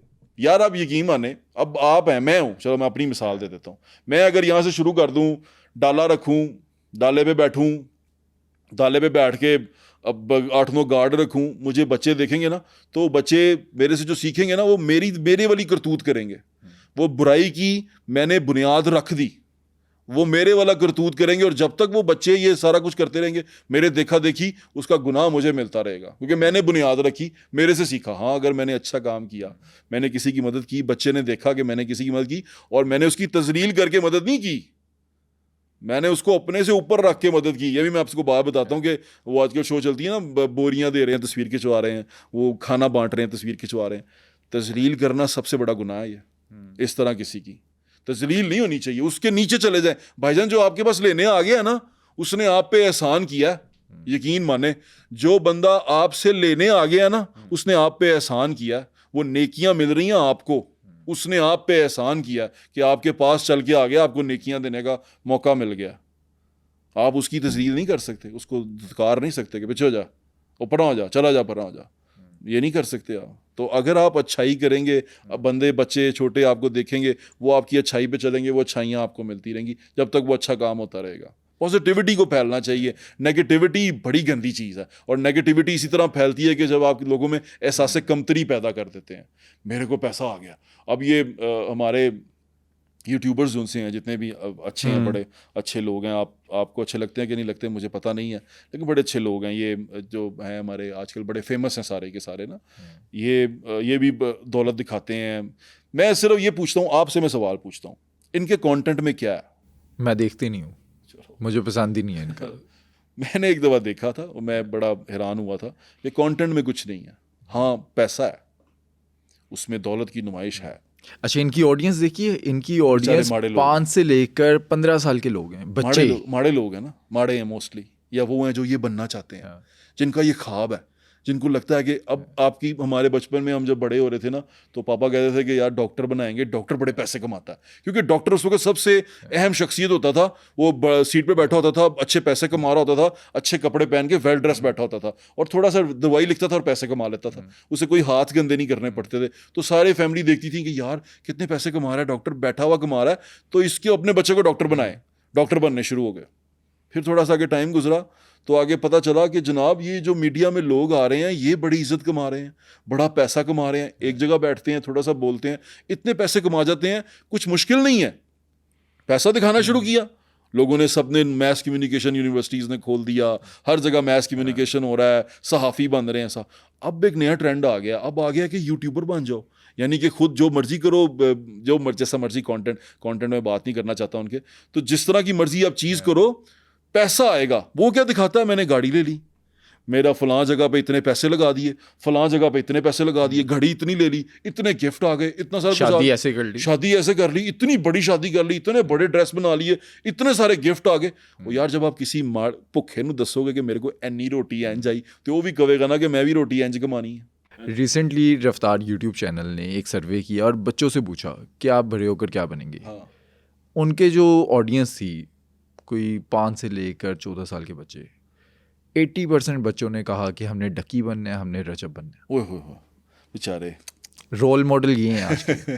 बेचारे। तो वो बच्चों से पूछना था ना, बेटे वो करते क्या हैं, उनका टैलेंट क्या है, आपने कभी ये सोचा है? मतलब बाज़ दफ़ा होता ना, मैं कहता था, मैं जब छोटा था मैं कहता था सुल्तान गोल्डन बनना है, तो सुल्तान गोल्डन तो गाड़ियों के ऊपर से छलांगे लगाता था ना, टैलेंट था ना कोई, मतलब वो आग में से गुजर जाता था तो ये करता था। तो सुल्तान गोल्डन एक बड़ा नाम था उस दौर का, वो उसमें स्टेडियम में, फोटो स्टेडियम में गाड़ियों से चंपे। हम कहते यार हमने ये बनना है। अब इनसे पूछें कि इनका टैलेंट क्या है जो आप में होना चाहिए तो आप बने, बता सकते हैं आप मुझे? टैलेंट बता सकते हैं? मैं नहीं बता सकता, मतलब मुझे पता है, सबको पता कैमरा है क्या इस्तेमाल talent है। करेंगे आप, डकी भाई की तरह आप रोस्ट करेंगे, लोगों को गालियां निकालेंगे, फिर उससे मशहूर Personal होंगे, होंगे। फिर चीज़ें करेंगे, फिर ये दूसरे जो साहब हैं उनकी तरह आप कुछ करेंगे। तो वो आपको, ये लोग भी, मैं इन लोगों से भी यही सवाल करता हूँ कि आप खुद देखें कि आपके अंदर जो टैलेंट है वो टैलेंट क्या है, उस टैलेंट को डिफाइन कर सकते हैं वन लाइनर। मैंने एक दफ़ा इन टिकटॉक स्टार्स को बुलाया, एक शो किया मैंने इनके साथ ना, बड़े बड़े टिकटॉक स्टार्स आए उसके अंदर। तो ये काफ़ी पुरानी बात है, सोसाइटी फॉर टू पे किया। तो मैंने उनसे सवाल सिर्फ एक किया, मैं कहा आप मुझे ये बता सकते हैं कि लोग आपकी किस खसूसियत की वजह से आपको पसंद करते हैं? आप ऐसे चलते हैं गाने लगाकर। बताएं ना आप, आपको खुद ही शर्म आएगी जब आप ये बताना शुरू करेंगे। शर्म आएगी ना आपको? हाँ, ऐसे ही। अगर आप में शर्म हुई तो आपको फिर शर्म आएगी, वरना शर्म नहीं आएगी। वरना बताएंगे मैं वो एक बंदा मैं देख रहा, वो हमारी कोलीग हैं मथीरा, उनके पास बैठे हुए, तो बंदा कहता है कि मैं छलांग लगाता हूँ और ज़ुबान बाहर नहीं आता। उसने कहा कि आपका टैलेंट क्या, आप वायरल क्यों है? उसने कहा मैं छलांग लगाता हूँ और मैं ज़ुबान हिलाता हूँ। मैं बड़ा हैरान हुआ, मैं कि ये टैलेंट में आ गई ये चीज़। ये तो हम चिड़ियाघर में देखने जाते थे जो बंदर करता था, मतलब ये चीज़ अब टैलेंट में आ चुकी हुई है कि आपने छलांग लगानी है स्लो मोशन में और ज़ुबान हिलानी है। This is the talent now. अच्छा, लास्ट ईयर मैंने लकी रानी सर्कस में गया और वहाँ पर मैंने असल टैलेंट देखा। वो लोग जो करते हैं वो असल टैलेंट है। वही मैं बता रहा हूँ ना, हम उस तरफ जाते नहीं अब। हमारी सर्कस तो अब घर में आ गई ना। मैंने एक बात की, मेरा दोस्त पूछ रहा था कि ये लोग इतने फेमस क्यों हो गए हैं, तो मैंने उनको बात बताई। मैं कहा देखें, जब हम छोटे थे ना तो हम डोनाल्ड डक देखा करते थे, मिकी माउस देखा करते थे, ये पोपाय। जॉनी ब्रावो देखा करते थे, पोपाय देखा करते थे, कार्टून्स देखा करते थे। क्यों देखा करते थे? वो अजीबोगरीब हरकतें करते थे, क्लमजी थे। अब के बच्चों के पास तो कार्टून है ही नहीं, तो उन्होंने कार्टून की कमी कहाँ पूरी करनी है? यूट्यूबर्स को देख रहे हैं। मैं नहीं कहता, लेकिन ऐसे है वो बच्चे जो हमारे अंदर बच्चों में जिबिलत होती है ना, बच्चे क्यों इनके फैंस हैं? उनको बच्चों में जिबिलत होती है, क्रेजी हरकतें हो रही हैं, क्लमजी चीज़ें हो रही हैं। ओ मैं इत्थे गया, मैं करता हूँ, मैं इत्थे गया, पुट्ठियां सीधियां छालां बज रही ने, उथे डिग रहा, वो हो रहा। तो बच्चे कहते हैं यार ये मतलब कितने फनी है यार, देखो कितना मज़ा आ रहा है, एंजॉय करते हैं बच्चे। तो बच्चे तो मोस्टली वॉच टाइम तो बच्चे करते हैं। वो एक बच्चा बैठा है, उन्हें यूट्यूब लाया, 8 दफ़ा एक कोई चीज़ देखी जा रहा है, तो वॉच टाइम तो ਤੁਹਾਡਾ पूरा हो गया। आपका आजकल बच्चों के पास हम केबल लगा के दें, केबल पे कार्टून नहीं लगते, तो वो यही चीज़ें यूट्यूब टीवी पे आ गया हुआ, एंड्रॉयड पे, तो टीवी जब यूट्यूब लगता है उस पर यही चीज़ें चल रही होती हैं, वो यही चीज़ें बच्चे देख रहे होते हैं। बच्चे टीवी के आगे बैठे कार्टून की बजाय फिर ये इनके वो थंबनेल बड़े अजीब से आते हैं ना, चीखें, मुंह खुले हुए। अच्छा, इनमें जितने भी थंबनेल आते हैं ना, इनके सबके मुंह खुले होंगे और ये चीख मार रहे होंगे, बड़ी फनी सी तस्वीर होगी। बच्चे अट्रैक्ट होते हैं, वो मुंह खुला हुआ तस्वीर को चीख मार रहा है, कोई चीज़ हो रही होगी, बच्चे वो देख लेते हैं। अब बच्चों ने देखना तो फिर एक दफ़ा देखिया, 8 दफ़ा देखिया, 3 दफ़ा तुसी वीडियो देखी, उस तो बाद ओदी वीडियो थले लाइन च लग जाएंगियां और ओदियां ही आंदी रहनगियां, ओदियां ही आंदी रिकमेंड हो रहनगियां। जाएगी। तो फिर वही चलता रहेगा। तो ये प्रॉब्लम ये है कि ये रोल मॉडल नहीं बन सके अच्छे। देखें ये लोग बड़े अच्छे होंगे अपने घरों में, अपने वालिदैन के लिए बहुत अच्छे होंगे। इन्होंने अपने वालिदैन की ज़िंदगी बदल दी होगी, इन्होंने अपने वालिदैन के तमाम ख्वाहिशें, ख्वाब पूरे किए होंगे, बिल्कुल किए होंगे। इनकी वालदा इनसे बहुत राज़ी होंगी, इनके वालिद इनसे बहुत राज़ी होंगे। लेकिन इनको ये सोचना चाहिए कि दूसरे बच्चे इनकी राह पे चलना चाहिए उनको। दूसरे बच्चों को जो इनको देख रहे हैं, उनको इनके फुटस्टेप लेने चाहिए। क्या सारे घरों में बच्चे इस तरह कर सकते हैं? क्या सारे घरों में बच्चे कैमरे लेके अंदर अपने घरों में घुस सकते हैं? मेरे ख्याल में ऐसा नहीं है। तो दूसरे लोगों के लिए तकलीफ़ का सबब बनता जा रहा है। अब अल्लाह ताला ने इनको इज़्ज़त दे दी है, अल्लाह ताला ने इनको नाम दे दिया है, लोग इनकी बातें सुन रहे हैं। अभी भी वक्त है, अभी भी चीज़ें पॉजिटिव करना शुरू कर दें। कह दें बैठ के कि वो जो करते आए वो बुरा था। माँ बाप की एहतराम करें, माँ बाप की इज़्ज़त करें, माँ बाप के साथ प्यार करें, मेहनत करें। देखें, मैं ये मेहनत करता हूँ, मैं ये वीडियो बनाता हूँ, देखते हैं वीडियो में मेहनत करते हुए दिखा दें, वीडियो में बता दें कि भाई मैं ये मेहनत करता हूँ, मैंने अब ये नौकरी शुरू की है, मैंने ये बिज़नेस शुरू किया है। और होते थे भी वो कोई ना कोई फ्रॉड करना सिखा रहे होते हैं, वो जो सा इन्होंने शुरू किया था, लॉन्च किया था। तो वो इस तरह की चीज़ों से इज्तनाब करें, लोगों को अच्छी चीज़ें बताएं। देखें, जो ज़ुबान है ना, और ज़ुबान की ताकत जो सी और अल्लाह ताला ने आपको दे दी है कि आपको 1 घंटे के अंदर 30-40 लाख लोग देख लेते हैं, तो यार आप उसको अच्छी तरफ लेके जाएं। यकीन माने, आपका किया हुआ बुरा काम, उसमें से 10 लोगों ने भी किया वो बुरा काम, तो उसका गुनाह आपको है। और आपका अच्छा किया हुआ काम उसमें से 3 लोगों ने भी कर लिया तो वो आपको सवाब है। तो ये ज़रूर करें। और लोग जो इनको देखते हैं इनको ये समझ नहीं आती कि ये सारे के सारे इनसे प्यार नहीं करते। तो ये समझते हैं ना कि सारे हमसे प्यार करते हैं, जो 30 मिलियन लोगों 10 मिलियन लोगों ने हमें देख लिया है, सारे सब्सक्राइबर हैं, सब प्यार में सब्सक्राइब नहीं करे बैठे, कुछ आपको ताक पे ताक लगाए भी बैठे हैं। तो इनको ये समझना चाहिए। आपने इनके टिकटॉक लाइव देखे हैं? रिसेंटली एक कंट्रोवर्सी बनी, उमर बट और मान डोगर आपस में एक दूसरे को ललकार रहे हैं। यार TikTok वो पे नहीं मैं बैठे। देखता, वो बड़ी गंदी ज़ुबान उसमें इस्तेमाल होती है। मैं एक दफ़ा पता नहीं कहीं बैठा हुआ था तो सब बड़े लोग बैठे हुए थे मेरे इर्द गिर्द, काफ़ी बड़े लोग बैठे हुए थे। तो मैंने यूं करके स्वाइप किया तो आगे से गालियाँ शुरू हो गई। वो एक बंदे को गालियाँ निकाल रहा है, ये यूट्यूबर्स ही बैठे हुए थे, तो गालियाँ शुरू हो गई। मैं वो इतनी गंदी गालियाँ थी कि मैं जहाँ बैठा हुआ था मैं फ़ोन ही अपना छुपाता रह गया। वो मैं गया कि हो गया, वो मैं सारे मेरी शक्ल देखे मैं सॉरी करता रहा कि मतलब मैं इतना शर्मिंदा हुआ कि वो जब वीडियो चली तो उसकी आवाज़ गई तो मैं बड़ा शर्मिंदा हुआ। और ये लोग ऐसे करते हैं। अच्छा, आपने तो अपना फ़ोन छुपा लिया, लेकिन बेशुमार लोग ऐसे हैं जो इनको गिफ्ट भेजते हैं, जहाँ से ये मोटिवेट होते हैं और फिर ज़्यादा ऐसी हरकतें अच्छा, मैं करते आज तक उस कौम को पढ़ नहीं सका उन लोगों को जो इनको गिफ्ट हैं। भेजते हम में हैं। से ही हैं। मतलब मुझे ऐसा हमारे लगता है आसपास ही कि होते वो हैं। इनके दोस्त ही हैं जो एक ट्रेंड डाल देते हैं कि हम गिफ्ट भेज रहे हैं। यार मतलब कौन इतना अमीर आदमी इतना आ गया कि वो इनकी गंदी गालियों पे, गंदी चीज़ों पे इनको गिफ्ट भेजेगा। अच्छा, आपको मैं एक चीज़ बताता हूँ, ये मैंने ना एक एनालिसिस किया, एज अ स्टडी की मैंने। वो स्टडी ये थी कि आपको पता है कि डार्क वेब के नाम की चीज़ है। जी मैंने प्रॉपर देखा है। उसके अंदर एक रेड रूम होता है। रेड रूम जी। उसके अंदर आपको पता है कि वो बातें पैसे देने पड़ते हैं कि आपको वो कुछ गलत क्रिमिनल एक्टिविटी करने के पैसे देते हैं। आप उन्हें Gruesome पॉइंट्स activity। देंगे, हाँ। वो आपका नाक काट देंगे जो ग्रूसम, बैठा होगा। अस्तगफिरुल्लाह। बिल्कुल। तो ग्रूसम एक्टिविटी के वो पैसे देते हैं। अब आप यहाँ से सोचें कि ये उसकी मिनी फॉर्म है, ये उसकी मिनी फॉर्म है। कैसे? यहाँ पर भी आप पैसे देते हैं पनिशमेंट करवाने के। जितनी गंदी से गंदी पनिशमेंट आप किसी खातून से करवाएंगे उतने आपको पैसे वो वहाँ से डाल दिए जाएंगे, उतनी चीज़ें आपको डाल दी जाएंगी। आप सोच रहे हैं मेरी बात कि ये असल में ये फर्स्ट स्टेप है टुवर्ड्स दैट बैड थिंग। ये फर्स्ट स्टेप है कि आप पैसे दे के उससे ऐसी एक्टिविटी करवा रहे हैं जो activity below the human integrity है और वो बिलो द लाइन है। आप उसको आप फैमिली में नहीं कर सकते या अच्छी जगह पे बैठ के नहीं कर सकते, तो आप उससे वो एक्टिविटी करवा रहे हैं और आपको उसके पैसे आ रहे हैं, लोग उसके गिफ्ट भेज रहे हैं। और मैंने देखा है ख़वातीन पता नहीं किस किस तरह की हरकतें करती हैं, उसके ऊपर क्या क्या वो चीज़ें करते हैं और उसके पैसे आते हैं। This is the same thing. वहाँ पर एक्ट क्रिमिनल होता है, यहाँ पर इसको इन्होंने सॉफ्ट थोड़ा सा क्रिमिनल का वो दे दिया हुआ टच। ये भी क्रिमिनल एक्टिविटी है, ये इंसान की तजलील है, ये भी क्रिमिनल एक्टिविटी है। तो इसको वो करके आपको पैसे आते हैं। तो ये मुझे लगता है कि वो जबिल्लत पूरी हो रही है और वो लोग हैं, सिक माइंडेड लोग हैं जो ये सारा कुछ करते हैं। इसी टिकटॉक लाइव के ऊपर ना मान डोगर और उमर बट की जो कंट्रोवर्सी थी, मैंने एक एसपी साहब से बात की, उनसे मैंने बात की। वो कहते हैं ये यूट्यूबर्स खुद को अगर समझते हैं कि ये अबव द लॉ है तो इनमें से कोई भी नहीं है, हम इनको इनकी लिमिट सिखाएंगे। पुलिस क्या इनको सिखाती है? हम तो देखते हैं कि पुलिस ये वाले पकड़े जाते हैं उसके बाद फौरी तौर पे छूट और यार जाते आप इनकी वीडियोस देखें, आपको इनके जो गैदरिंग्स होती हैं उनमें देखें कितने पुलिस वाले इनके गैदरिंग्स में मिल जाएंगे आपको। फ़ैन होते हैं, उनके बच्चे फ़ैन होते हैं, वो मजबूर होते हैं फिर अपने बच्चों के हाथों। आपके यहाँ पर तो मैंने बहुत बड़े बड़े लोग, एक मेरे दोस्त हैं, बहुत बड़े आदमी हैं, बहुत बड़े और बड़े अच्छे डिसेंट आदमी हैं, सोसाइटी में उनकी इज़्ज़त भी है, लेकिन उनका बेटा फ़ैन है एक यूट्यूबर का, और मैंने उनको अपने बेटे के लिए उस यूट्यूबर की खातिर बहुत सारी सिफारिशें करते हुए देखा है। और मैंने उनको बेचारों को शर्मिंदा होते देखा अपने बहुत अच्छे अच्छे दोस्तों के सामने कि वो उस यूट्यूबर की सिफारिश कर रहे हैं कि उसको बचा लें, उसको यहाँ से छुड़वा लें, उसको वहाँ से छुड़वा लें।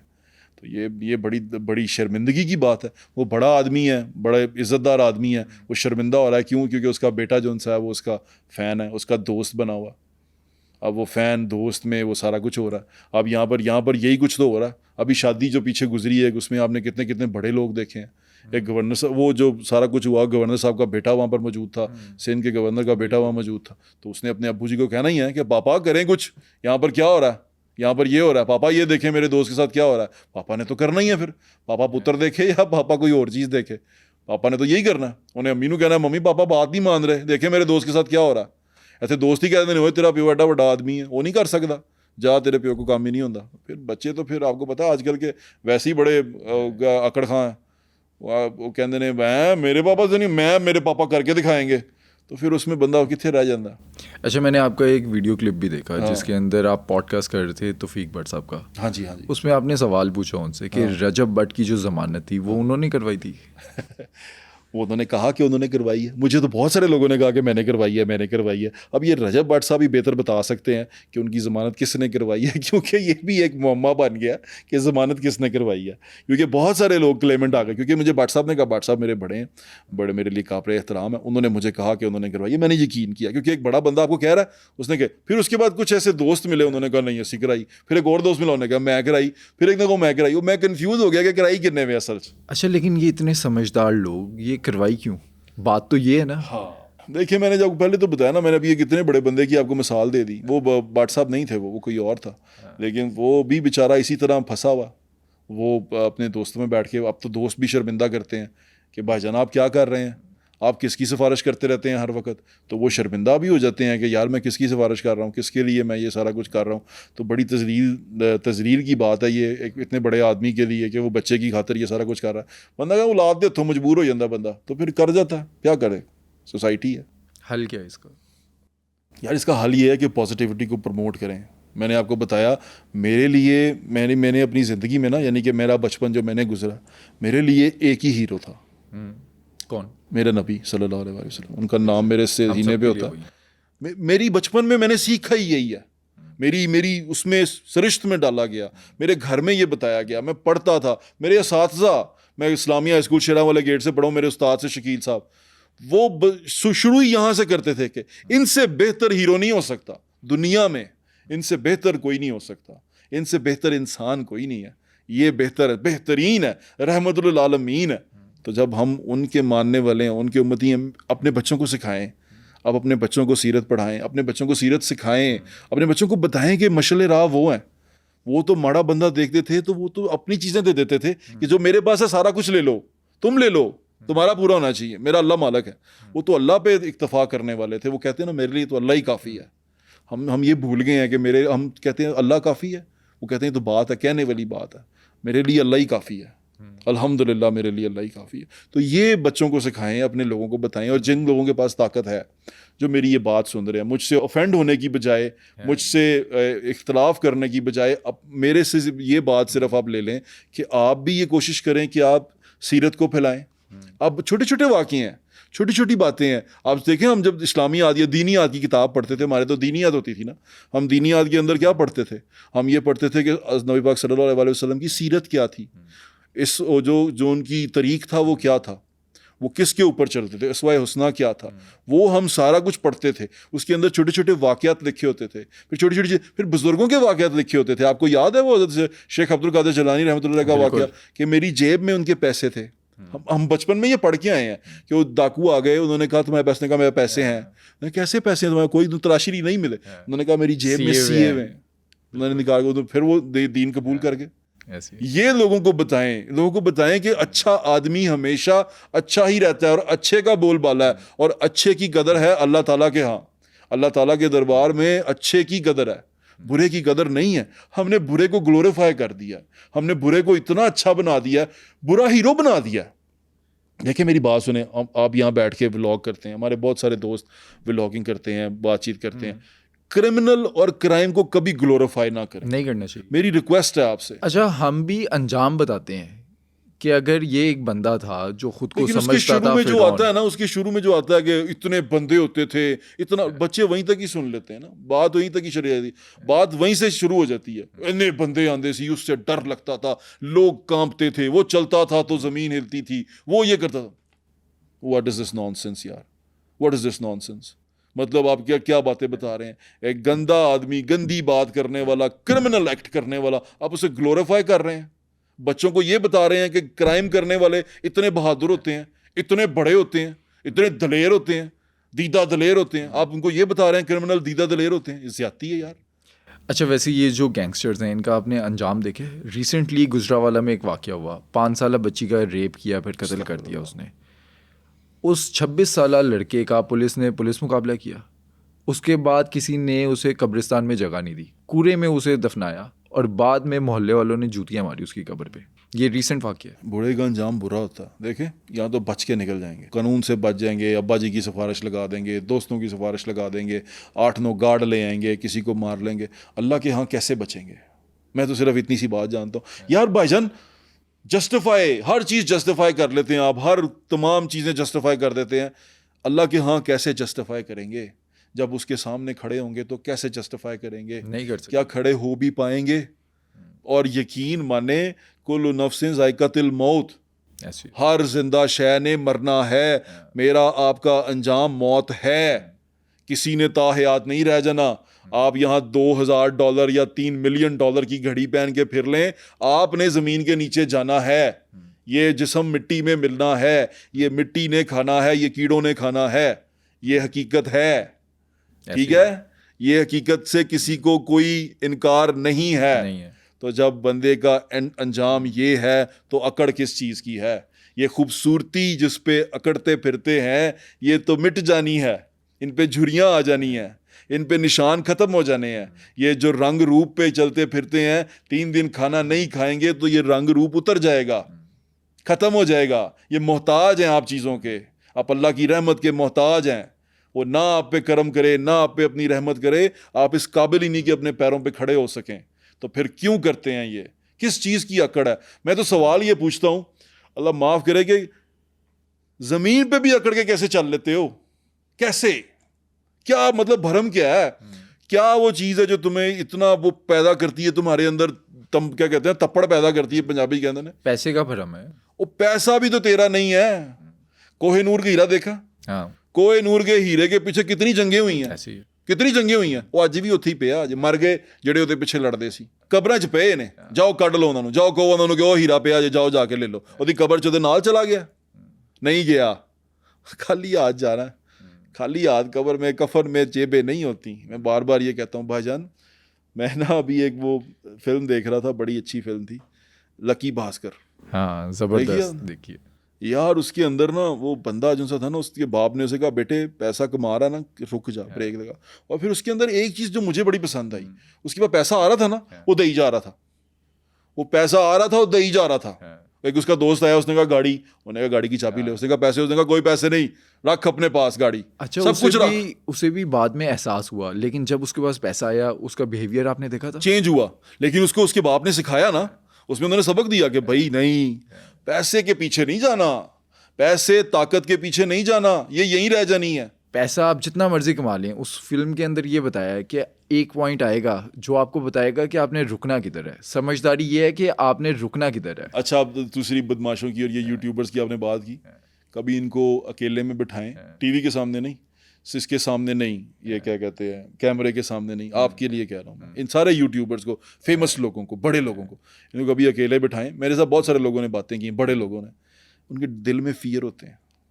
ये जो गार्ड लेके फिरते हैं ना, ये खौफ की वजह से लेके। अच्छा, इन्हें एक्सपोज होने का फियर होता है, एक्सपोज होने का, खुद को कुछ हो जाने का, पैसा खो जाने का, मिली हुई चीज़ें हट जाने का, इनको ये फियर होता है। फिर क्या करते हैं वो, कई तो गोरे होने के लिए ट्रिप पे लगवा रहे होते हैं, कई ताकत के लिए चीज़ें खा रहे होते हैं, कई क्या कुछ कर रहे होते हैं, कई सब कुछ जवान रहने के लिए चीज़ें कर रहे होते हैं, कई तो ख़वातीन जो पुरानी हमारी एक्ट्रेस हैं, वो पता नहीं क्या क्या फिलर्स करवा रही होती हैं कि यंग नज़र आए, यंग नज़र आए। जवानी जा रही है, उम्र गुजर रही है, इसने गुजर जाना है। अच्छा, ये तो हम बात कर रहे हैं ना यूट्यूबर्स की, वडेरों की, डाला कल्चर, प्रोटोकॉल कल्चर। आज से 3-4 साल पहले की बात है, मैंने एक प्रोग्राम करना था अपने पुराने एक टीवी चैनल के लिए। मैं एक मौलाना साहब के पास गया, उन्होंने शोबाजी के लिए रेंट के ऊपर डाले मंगवाए, कमांडो की वर्दी वाले गार्ड्स मंगवाए। मैं आज शर्मिंदा हूँ कि मैंने उस टाइम पे उस चीज़ को ग्लैमराइज किया। हाँ, शर्मिंदा तो हम सारे ही हैं, बहुत सारी वजूहत से। चलें, ये अच्छी बात है कि आपको ये एहसास हुआ और आपने उसका कथारसिस किया, बिल्कुल करना चाहिए। भाईजान, मैं आपको बात बताऊँ, अच्छे आदमी को ना, आपने सफ़ेद कपड़े पहने हुए, लोग आपसे फैज़ ले रहे हैं, अच्छी बात कर रहे हैं, आपके साथ सलूक अच्छा कर रहे हैं, आप गुजर रहे हैं, आपको सलाम कर रहे हैं, बहुत है ये। और आप लोगों के लिए सुकून दे रहे हैं ना, लोगों के लिए तकलीफ़ नहीं है। आपके उनके गली में गुजरने से उनके लिए तकलीफ़ नहीं आ रही। समझ लें अल्लाह आपसे राज़ी है, आपको कुछ नहीं होगा। भाईजान, यहाँ की मौत मौत नहीं है, ये एंड नहीं है। दुनिया की मौत मौत नहीं है, ये एंड नहीं है। मौत का मतलब एंड नहीं होता, इंतकाल का मतलब होता है मुंतकिल होना, एक फेज से दूसरे फेज में मुंतकिल होना। हमने मुंतकिल होना है, हमने यहाँ से जाना है आगे, और वो जब आगे वाले फेज में हमने जाना है और आगे वाले फेज में पहुंचना है, वहाँ पर बात शुरू होनी है, वो ज़िंदगी असल होनी है। यहाँ से कमाना है हमने, this is actually a workshop जहाँ पर हम आए हैं, हम कमा रहे हैं, नेकियां इकट्ठी कर रहे हैं, सामान इकट्ठा कर रहे हैं आगे जाने के लिए। अब आगे जाके हम क्या लेके जा रहे हैं ये आपने सोचना है। अच्छा, ये तो हमारी सोच है ना, बड़ी अच्छी बातें लगती हैं जब हम ये बातें, नहीं, मैं करता भी हूँ, बड़ी अच्छी बातें हैं। लेकिन आजकल की जो यूथ है जो रजब भट्ट को देखती है, डकी भाई को देखती अल्लाह है, ताला उनको हिदायत दे यार, क्या कह वो ये बातें सुनते हैं। क्या कह सकते हैं। वैसे जब मैं ऐसे सोचता हूँ ना कि वो नहीं मनेया, वो नहीं किया, उसने इस तरह नहीं किया यार, फिर मैं सोचता हूँ दोज़ख भी तो भरनी है। तो फिर दोज़ख का मैं आपको क्या बताऊँ। एक दफ़ा हम किसी मैदान में थे, जूती हमारी मिस हो गई कहीं पे, तो ना गर्मी थी, बाहर किसी मुल्क में थे, गर्म मुल्क में थे, अरब मुल्क में थे, जूती कहीं पे रह गई हमसे, तो उस पर फ़र्श पे ना संगे मरमर था, उस पर चलना, आप यकीन करें हम 3 लोग थे, मेरी आंखों से आंसू आ गए, मैं चल नहीं पाया उस पर, इतना गर्म था वो फर्श कि मैं घुटनों पे बैठ गया, कि मेरे घुटने, फिर घुटनों से कोनी पे आ गया, कि हमें छाँव नहीं मिल रही थी, कि छाँव तक पहुंचना था, और ऐसे हालात हो गए थे कि आंखों से आंसू निकल आए थे कि पैर नहीं रहेंगे। जब मैं जगह पे छाँव में पहुंचा, मैं अल्लाह का शुक्र अदा किया, फिर मुझे वो एहसास हुआ कि दोज़ख कितनी गर्म होगी, दोज़ख में क्या होगा। मैं इतना डर गया, मैं कहा या अल्लाह मुझे माफ़ कर दे, मेरे से गलतियां हो गई हैं, मुझे माफ़ कर दे, क्योंकि ये जो सिचुएशन यहाँ मैंने फ़ेस की है, और ये तो कुछ भी नहीं है जो वहाँ करना पड़ेगा। जिस्म गोश्त हड्डियों से पिघलेगा, कितना गर्म होगा। तो अल्लाह ताला से डरना चाहिए, अल्लाह ताला की ज़ात से डरना चाहिए। ये इम्तिहान है हमारा, अल्लाह ताला हमें इस इम्तिहान में कामयाब करे, और अल्लाह ताला हिदायत दे इन सारे दोस्तों को भी। देखें, सीख रहे हैं, आगे चलेंगे, बेहतर हो जाएंगे। बेचारा अब वो रजब भट्ट है, मुझे कभी कभी उस पर ये भी आता है कि यार देखें, माड़े घर से आया, और उसने जिस तरह भी करके पैसे कमाए हैं, पैसे आना शुरू हो गए हैं, माँ बाप को भी दिए हैं। अब माँ बाप की इज़्ज़त करता है कि नहीं करता। बाज़ लोग कहते हैं माँ बाप से बदतमीज़ी करता है, माँ बाप को वो इस तरह करता है, बाप के साथ वो बड़ा वो करता है। ये हम नहीं जानते, ऑन कैमरा तो बहुत अच्छा है। नहीं, वो पीछे ऑन कैमरा ही वो करता है, वो कभी बाप को ऐसे कर देता है, कभी कैसे कर देता है। लेकिन मैं उसको भी नहीं एग्री करता, क्योंकि उसका बाप राज़ी है उससे, उसका बाप उसके इस फेल से भी राज़ी है और उससे भी राज़ी है, उसकी माँ राज़ी है उससे, उसके फेल से भी राज़ी है, उसकी बात से भी राज़ी है, उसके किसी तो हम कौन होते हैं उसकी माँ बाप की तरफ से लड़ने वाले। हाँ, इसमें ये बात है कि उसके देखा देखी दूसरे बच्चे अपने माँ बाप के साथ अगर ये सलूक करेंगे, और वो माँ बाप राज़ी ना हुए अपने बच्चों के उस सलूक पे, तो उसका गुनाह उसको मिलेगा। इसलिए क्योंकि लोग उसको देख रहे हैं, उसको अपने माँ बाप का अदब करना चाहिए, अपने माँ बाप से प्यार कर। पीछे कैमरे के पीछे जो मर्जी कर, वो तेरा और तेरे माँ बाप का मसला है, लेकिन जब कैमरे पे आ तो इज्जत कर, प्यार कर। तेरे देखा देखी जो तुझे देखते हैं बच्चे, वो उनसे प्यार करेंगे। मैं भट्ट साहब से भी और डकी साहब से भी ये रिक्वेस्ट करूंगा कि अच्छी बात को प्रमोट करें, वो करें कि जो आप अपने बच्चों को सिखाना चाहेंगे। भट्ट साहब, रजब भट्ट साहब की अब शादी हो गई है, अल्लाह ताला उनको नेक औलाद दे, तो वो चीज़ें करें जो वो चाहेंगे कि उनके बच्चे भी करें, क्योंकि ये एक गिव एंड टेक होता है। मैं किसी जगह पे एक वाक़या सुन रहा था, मुझे हमारे बड़े सुना रहे थे, उन्होंने कहा कि एक बंदा अपनी माँ को छोड़ आया, उसमें ना ओल्ड एज हाउस में, तो माँ काफ़ी अरसा वहाँ रही। उसके बाद उसने ना, जब वो माँ मरने वाली थी, यानी कि बीमार हो गई, ओल्ड एज हाउस वाले ने उस बंदे को बुलाया अपने पास, वो गया वहाँ पे। उन्होंने, उसकी माँ ने उसे कहा कि बेटे, ये ना जो ओल्ड एज हाउस है ना, इसकी खिड़कियाँ जिनसी हैं वो टूटी हुई हैं, हवा बहुत तेज़ आती है ठंड में, तो ठंड लगती है तो बर्दाश्त नहीं होती, तो ये खिड़कियाँ ठीक करवा दो।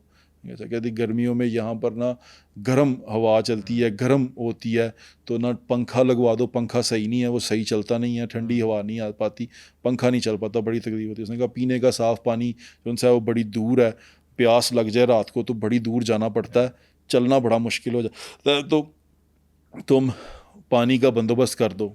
उसने इस तरह की 3-4 बातें की।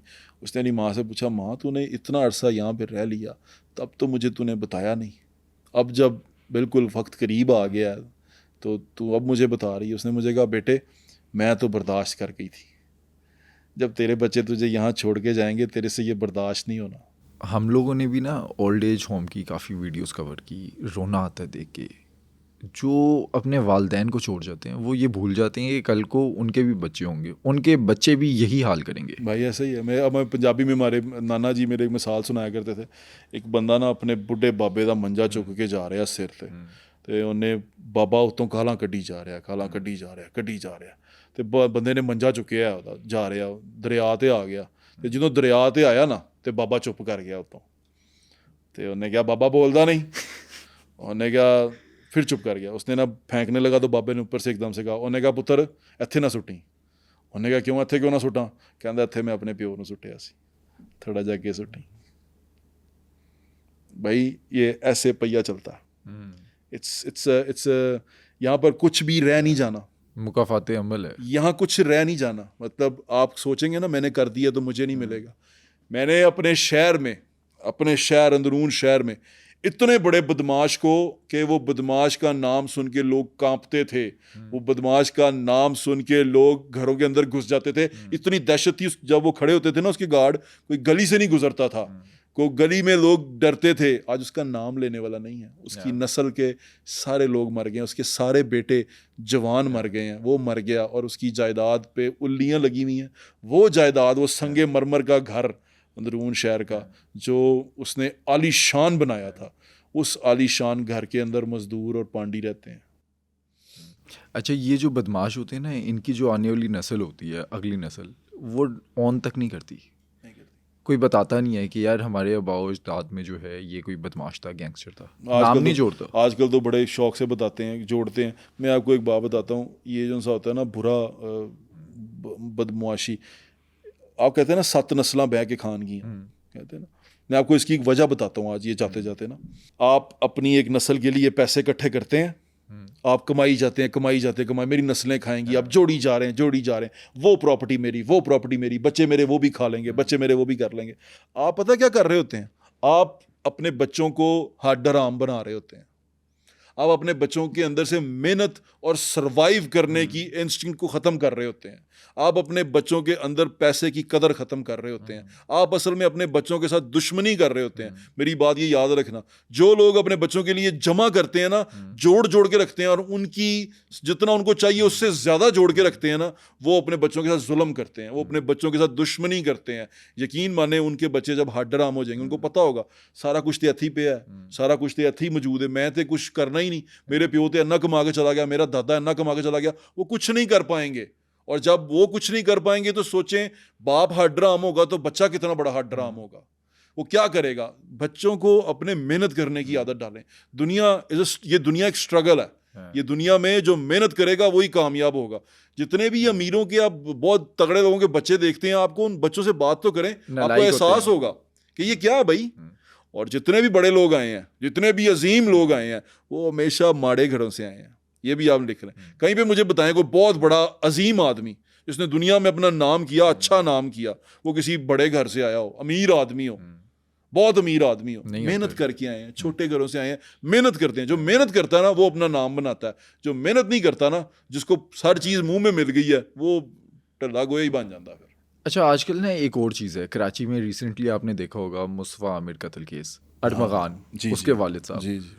अब बच्चा इस तरह से पैसा कमा रहा है, स्कैम कर रहा है, बेजा दौलत उसके पास है, गाड़ियाँ रखी हुई हैं, 40 कार्ड्स हैं, बंगले बनाए हुए हैं, माँ बाप खुश होते हैं। पैसा जो आ रहा होता है वो यही तो दुश्मनी कर रहे हैं ना, कल को कत्ल कर देगा किसी का, यही तो फिर भुगतेंगे। यही तो इतनी देर से बता रहा हूँ कि भाई आप अपने बच्चों से दुश्मनी ना करें। पैसा हलाल रिज़्क आया हो तो वो लगता भी है थोड़ा, हलाल का पैसा थोड़ा भी क्या तासीर है उसके अंदर, मैं आपको बता नहीं सकता। अल्हम्दुलिल्लाह यार, इतना मज़ा आता है घर में जाके दाल के साथ रोटी, सलाद आप खा के ठंडा पानी पिएं और अल्लाह का शुक्र अदा करें। इससे ज़्यादा आपकी सकत नहीं है। सोने का टुकड़े चक्की मार के खा नहीं सकते, ज़मीन का टुकड़ा पेट में नहीं डाल सकते। रोटी वही है जो घर में सुकून से माँ बाप ने बना के दी, बीवी ने बना के दी, बच्चों के साथ बैठ के खाई, बच्चे सारे इर्द गिर्द बैठे, आपने उनके साथ रोटी खाई। ये है रोटी, और इससे ज़्यादा मज़ेदार रोटी दुनिया में कहीं नहीं है। वो रोटी नहीं है कि सोने की टेबल लगी हुई है, उस पर मैं बैठा हूँ, बेटा मेरा मौजूद ही नहीं है, वो पता नहीं कितने थे, माँ मेरी पता नहीं कितने थे, प्यो मेरा पता नहीं कितने थे, मैं कल्ला रोटी खा रहे हैं, तो मैं भावें सोने दे निवाले लै रहे हैं, कुछ नहीं है, वो बेकार है। ये धात, ये सोने की धात, ये कागज के टुकड़े, ये कुछ नहीं है। कमाना है दुनिया में, अगर कुछ कमाना है, ये याद रखो, तो इंसान कमाओ, इंसान कमाओ। इंसान ऐसे नहीं कमाए जाते, इंसान डरा के धमका के नहीं कमाए जाते, इंसान प्यार से कमाए जाते हैं, इंसान को अच्छे खलूस से कमाया जाता है।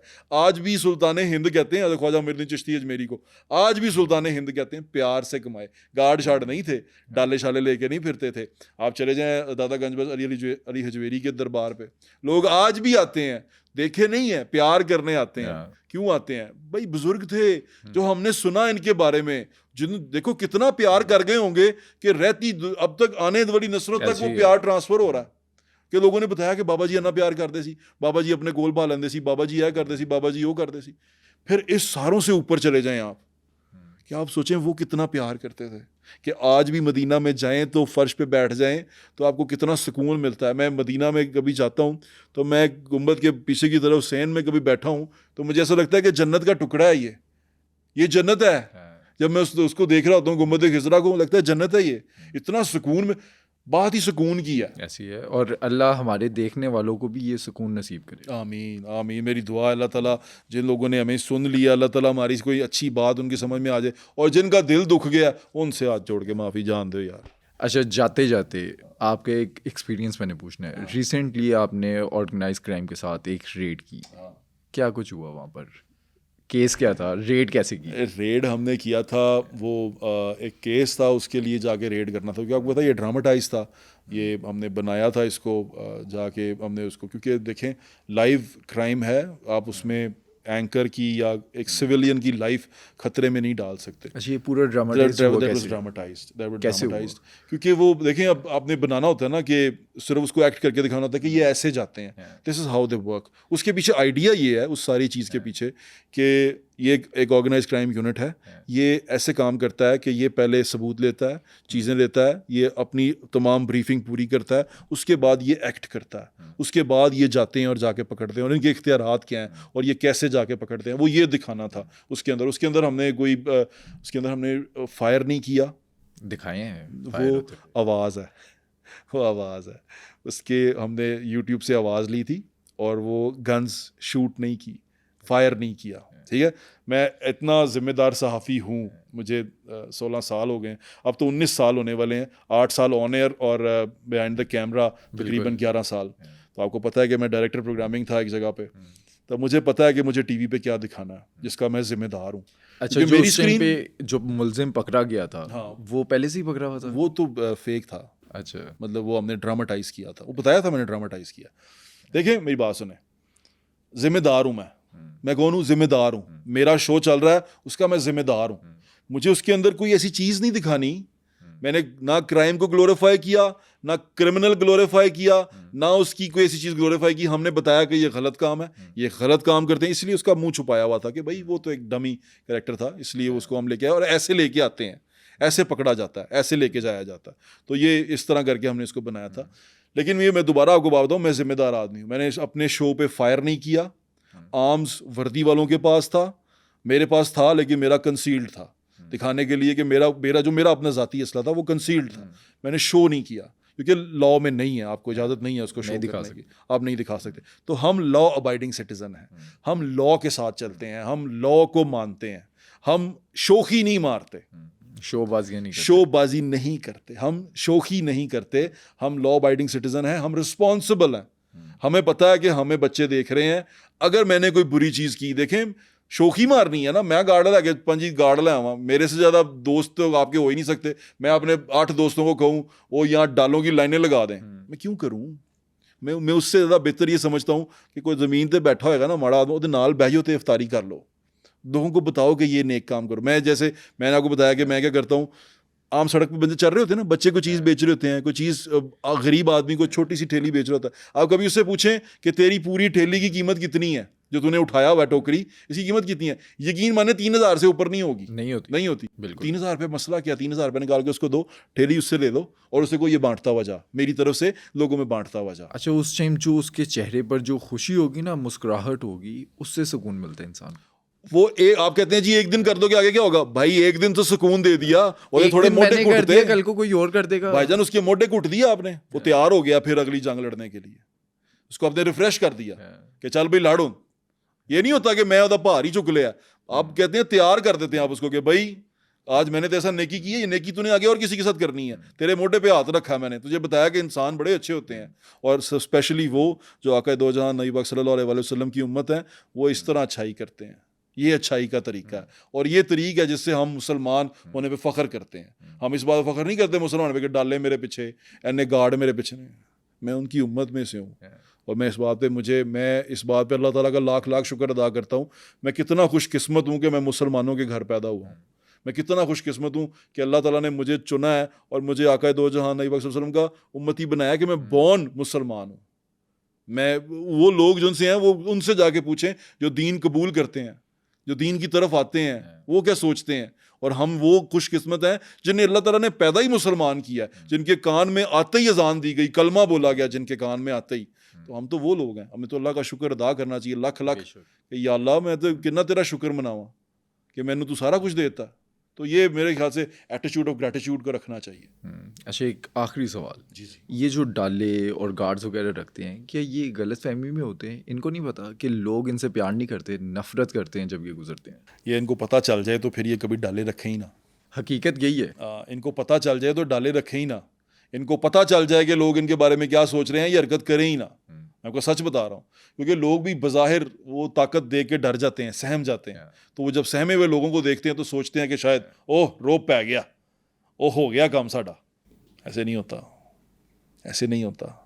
और अल्लाह ताला देख रहा है, मैं आपको बार बार बता रहा हूँ, वो देख रहा है, और वो अदल करने पे आया तो असी रुल जावांगे। माफ़ी मांगनी चाहिए, उससे 1000 बार माफ़ी मांगनी चाहिए, तौबा करनी चाहिए।